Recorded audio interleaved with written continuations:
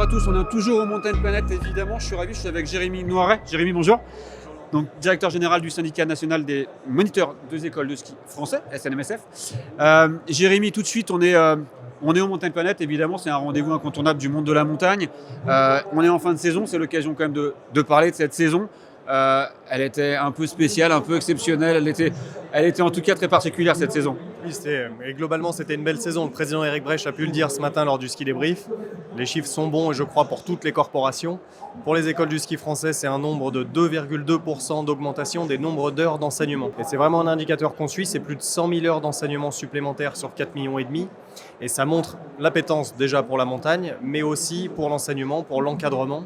Et on l'a vu aussi avec des hivers qui parfois sont sujets à la sécurité ou autre. Les moniteurs de ski jouent pleinement leur rôle d'accompagner en sécurité leurs élèves, aussi bien les enfants que les adultes.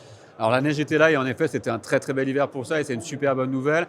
Le monde de la montagne il est pour autant toujours en action, en réflexion, en évolution sur l'offre proposée à ceux qui vont venir visiter la montagne, découvrir la montagne.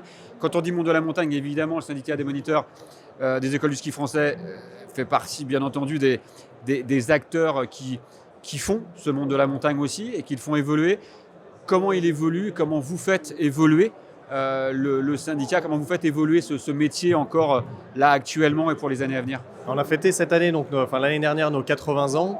Et c'était l'occasion aussi de voir comment on pouvait rendre à nos élèves, à nos 2,5 millions d'élèves par saison, par hiver, l'apprentissage de la montagne. Notre mission première, c'est l'éducation, et l'éducation au sport, et donc en l'occurrence au métier du ski. Mais on a aussi développé tout un programme qui s'appelle Culture Montagne, où l'objectif, c'est de sensibiliser nos élèves à la montagne, leur faire découvrir quels sont les métiers et la vie à l'année, pourquoi on a aménagé telle ou telle piste, telle ou telle station et dans quelles conditions, sur la biodiversité. On a imaginé 5 thèmes sur lesquels on veut que les moniteurs et les monitrices puissent être outillés pour répondre à ces questions, pour faire comprendre ce qu'est la montagne. Parce que tu l'as dit, la montagne, c'est un milieu particulier qui s'est développé dans le temps, qui s'est façonné. Et donc, on veut montrer aussi les différents usages. L'hiver, l'été, les retenues collinaires sont souvent un exemple intéressant à faire découvrir. Quel est l'usage d'une retenue collinaire en dehors de l'hiver? Parce que bien souvent, on s'arrête dans les médias ou autres à l'usage pour la neige de culture, mais c'est bien plus que ça. Donc voilà, l'idée, c'est que les moniteurs, en plus de leur casquette d'enseignant du ski, jouent aussi pleinement ce rôle. Et les premiers retours, c'est quoi? Parce qu'en effet, c'est hyper intéressant, parce qu'on a toujours dit évidemment que les moniteurs avaient ce rôle, parce que c'est souvent les premiers contacts, en tout cas les contacts privilégiés des gens qui viennent à la montagne. Et à côté de ça, on sait très bien que s'il va falloir protéger cet environnement, on ne protège bien que ce qu'on connaît bien. Et puis il y a ce côté extrêmement intéressant que nous, en tant que médias, évidemment, on aime beaucoup, c'est se dire, on ne se rend pas assez compte souvent à quel point, en fait, si on le fait de façon simple et accessible, les gens sont friands de ressortir d'une semaine à la montagne en connaissant plus l'environnement dans lequel ils ont été, comme tu dis en effet, les explications un peu plus authentiques de certains sujets, les enneigeurs en sont à un autre. Quels sont les premiers retours? Est-ce que vous en avez déjà justement du rôle des moniteurs et des visiteurs? Les retours sont très positifs et finalement les élèves, les parents sont demandeurs d'avoir encore plus d'informations, ce qui fait qu'en année 1, on avait développé des outils pour les moniteurs. Une sorte d'incollable, un outil, une fresque qui montrait un paysage été-hiver, et on est allé plus loin, on a créé un jeu parce que les parents ont aussi voulu jouer un petit peu avec tout ça, mieux comprendre avec des quiz, avec des questions plus ou moins difficiles en fonction du public que l'on a en face de nous. Donc on a développé finalement pas mal d'outils à disposition des parents, je l'ai dit, mais également dans le public scolaire. Et comme on accompagne beaucoup le ski scolaire, les écoles primaires, mais également dans les collèges et les lycées, ces outils sont à la disposition des enseignants. Les moniteurs sont prêts à venir sur des temps lors des classes de neige, par exemple, en fin de journée, pour venir justement faire découvrir, partager cet environnement. Et ça marche très très bien, on est très contents et on va poursuivre cette démarche parce qu'on est convaincu d'une chose, c'est que pour comprendre la montagne, il faut l'expliquer et c'est notre rôle que de l'expliquer. Alors on parlait d'évolution du métier, j'ai vu aussi passer une étude extrêmement intéressante sur la pluriactivité des moniteurs. Est-ce que tu peux nous expliquer un petit peu comment a été menée cette étude et surtout quels sont les résultats probants? Donc sur les 16 000 moniteurs, on en a 8 000 qui ont répondu à une grosse enquête qu'on a faite avec le cabinet Ipsos, où on leur a posé des questions, il y en avait plusieurs, mais notamment sur qu'est-ce qu'ils faisaient le reste de l'année. Et sans aucune surprise, 3/4 des moniteurs sont plus réactifs, Le quart restant, bien souvent, ce sont des personnes qui sont plutôt en fin de carrière et qui, du coup, n'enseignent plus que le ski. Mais on va dire les actifs sont tous plus réactifs. Et le premier enseignement qu'on a tiré, c'est que 2/3 de ces moniteurs, l'activité d'enseignement du ski est leur première source de revenus. Donc c'est vraiment qu'ils vivent de cet enseignement et ça c'est important. Le deuxième point, c'est qu'ils vivent au pays. Et le troisième point, c'est que si on constate des difficultés d'enneigement ponctuelles ou plus longues, les moniteurs sont attachés avant tout à leur mission d'éducateur.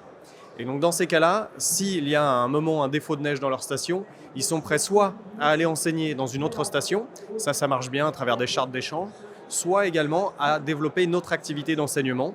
Et ça, c'est un vraiment point positif sur lequel on travaille.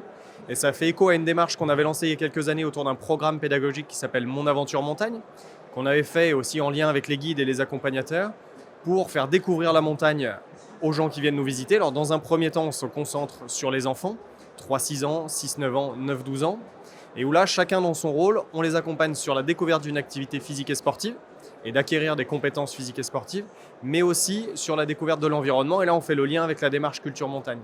Et ça, c'est vraiment une bonne chose. Et les moniteurs nous disent, à 50% pour les plus jeunes, on va dire, pour les moins de 30 ans, on est prêt à développer ce genre d'activité parce qu'on y croit.